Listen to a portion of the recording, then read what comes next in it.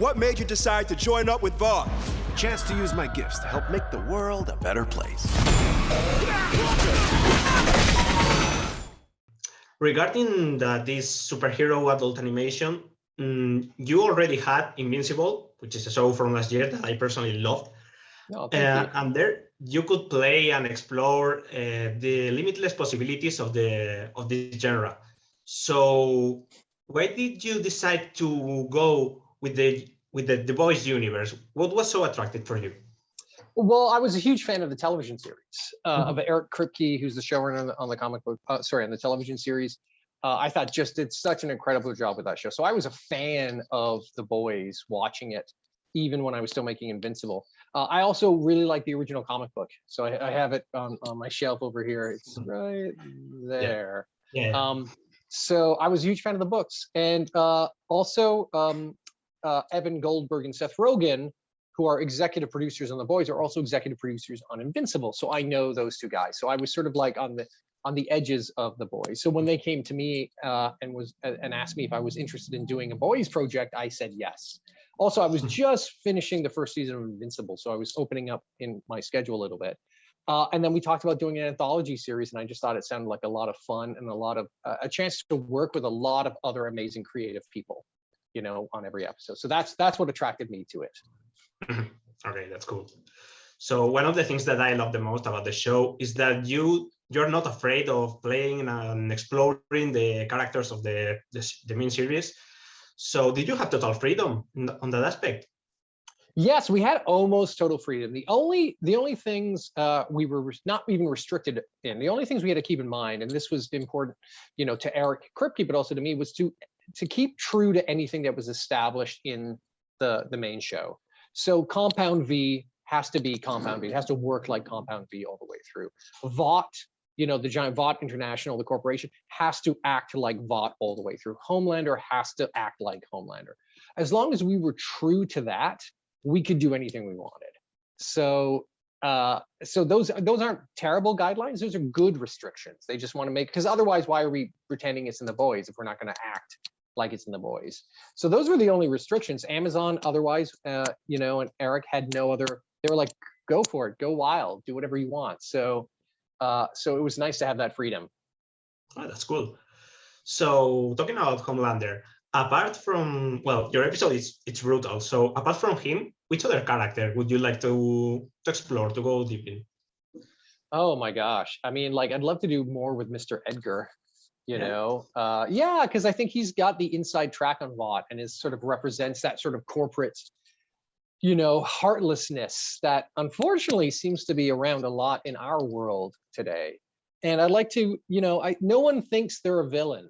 I don't believe. I think most people think they're a hero of their own story, or they're doing things for the reasons that no one else understands. And I find that interesting, you know, and I feel like that's an interesting character to explore. So that would be fun to do more with him and to find out, like, what is he thinking? What is it like inside him? That would be very nice, actually. So how was the creative process while you were choosing the different animation styles? I mean, because we can see a bunch of them, like comic style, this classical animation style. So how was this process? So it was obviously very early on, we talked about either doing all of them the same style or making different styles. So I think very, very early on, probably like the second day, we decided to make them all different because we thought that would let us play to the strengths of every script of every episode, especially once you start getting scripts in from Justin Roiland, you know, next to a script in from, you know, Andy Samberg's script, like they wouldn't work in the same style. They're too different. You know, Justin's is a really crazy comedic thing. Andy Samberg's episode is like a quiet discourse on cancer. Like you can't, like if they were all done in the same style, I don't think they would be very good.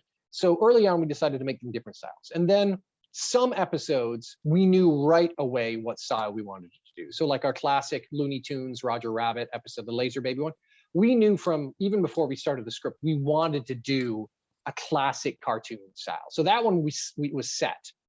For some of the others, it came out a little more organically.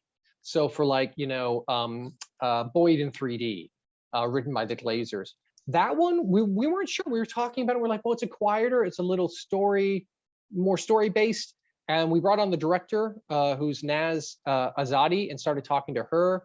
And we sort of started talking about like French graphic novels, like Tintin and Black Sand and all that kind of stuff, and movies like Triplets of Belleville. And that led us into that direction, and it seemed to be like the right fit. So that one took a little while and was more of an organic process. And so all the others were in between that. Either some we knew right away what we wanted to do, and others we had to sort of discover it as we went. And was there any other style that you would like to explore, maybe in a second season or whatever? Yes, yeah. Well, I mean, I think we talked about doing some stop motion animation, you know, like Nightmare Before Christmas and things like that. And we just didn't have the time to do that, but we did talk about that. We don't do any computer animation in this series. And that also is something would be nice to do going forwards. We don't do any rotoscope animation, so that would be fun to do.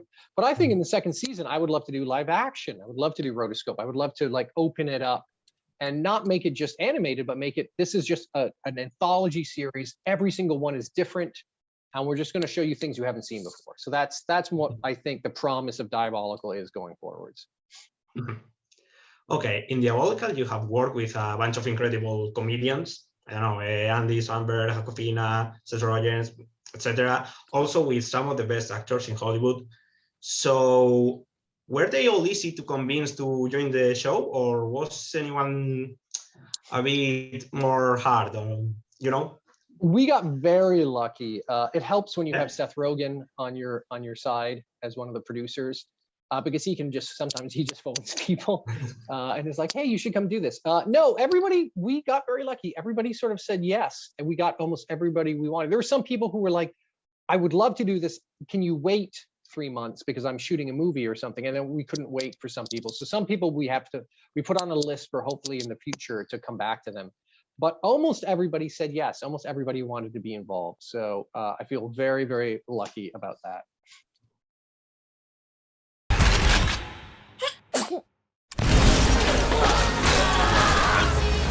Jings, Frenchie, what'd you put in that stuff?